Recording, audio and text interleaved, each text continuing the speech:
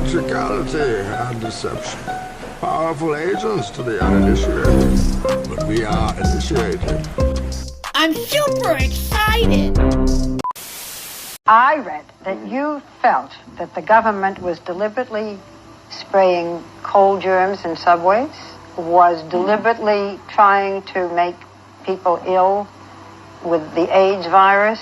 This is pretty serious stuff. Do you really feel that? Well, that's a good question. Oh, I'm with Barbara Walters now. Oh, that's a serious one. Okay, so I got it now, because people are going to chase me after this. People are going to chase me.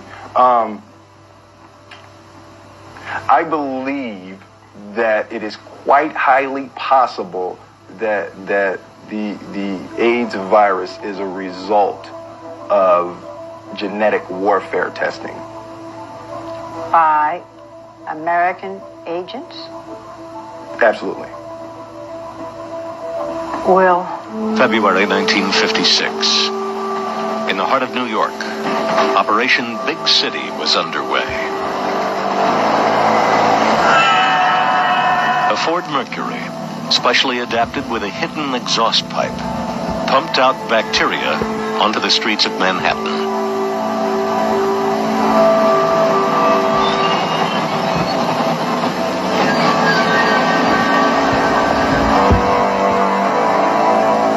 Undercover agents entered the city's subway system, their cases equipped with tiny motors, which covertly dispersed the bacteria Bacillus globuli. 10 years later, the Army returned.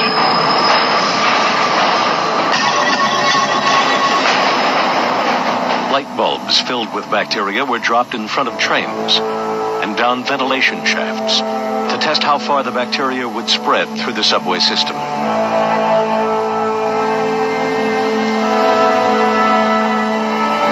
For years, these public experiments were kept secret from the citizens of New York.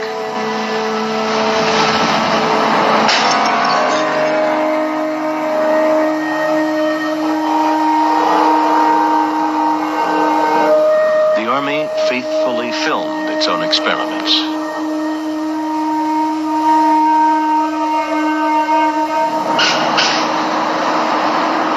This Washington, D.C. bus station was the site of another secret test. 30 similar trials were conducted at public locations all across America.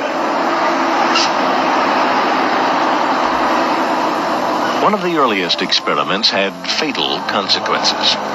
In 1951, the Army sprayed the bacteria Serratia marcescens over San Francisco.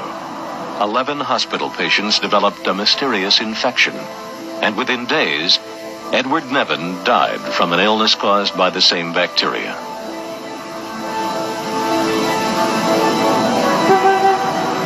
In 1953, CIA employee Frank Olson leaped through his bedroom window on the 10th floor of this New York hotel.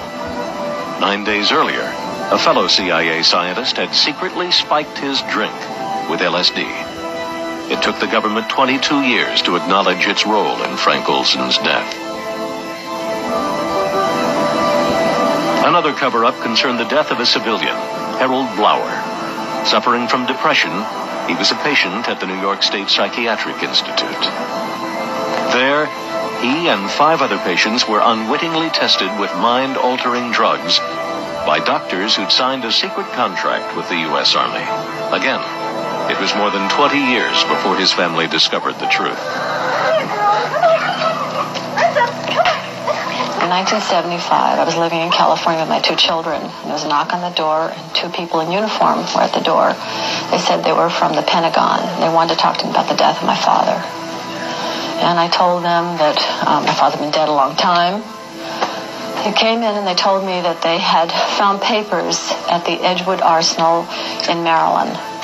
And these papers had information about my father's death.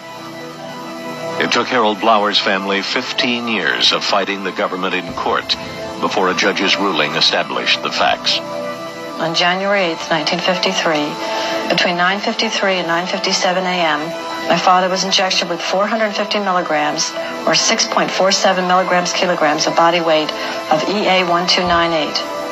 According to the drug study notes, at 9:57, my father became very restless and had to be restrained by the nurse. He began sweating profusely and flailing his arms wildly.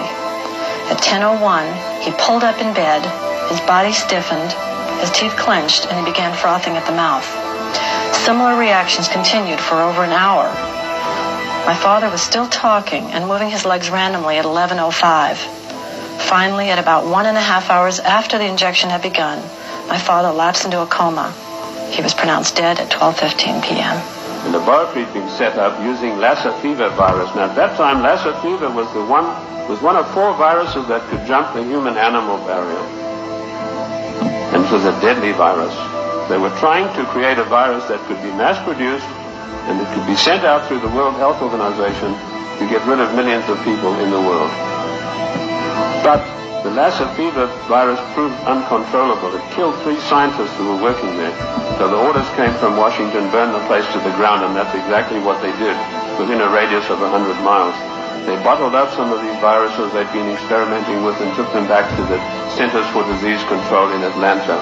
There they began again, but again they escaped and killed 3 more scientists. So they incinerated the whole laboratory, sealed it off and incinerated. The same experiments are now going on in Harvard University right now.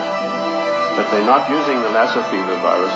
That has proved to be too tough for them to handle.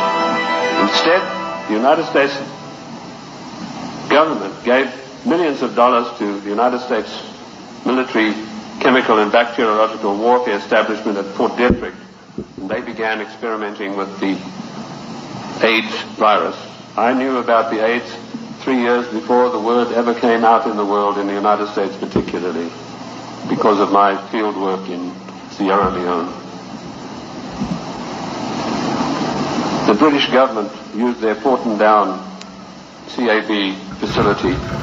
It's easier to get into the Bank of England vaults than to get into Porton Down. All the deadliest viruses in the world are being crafted there. In pursuance of the goal, the Global 2000, to decimate the world. Shortly after this experiment had finished at Fort Detrick, the World Health Organization started a massive vaccination campaign.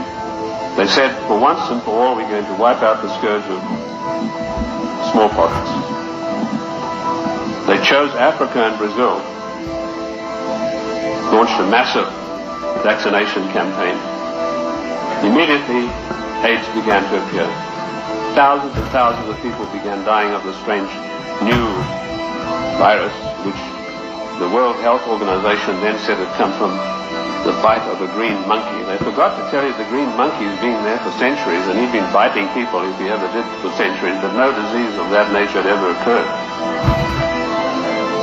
The World Health Organization deliberately took this virus, which was crafted from a series of animal viruses, including Mediavisna sheep, which destroys the brain, which is why you find AIDS patients get dementia probably first before any of the other AIDS-related complex diseases appear. And they began vaccinating innocent people on a massive scale, and they began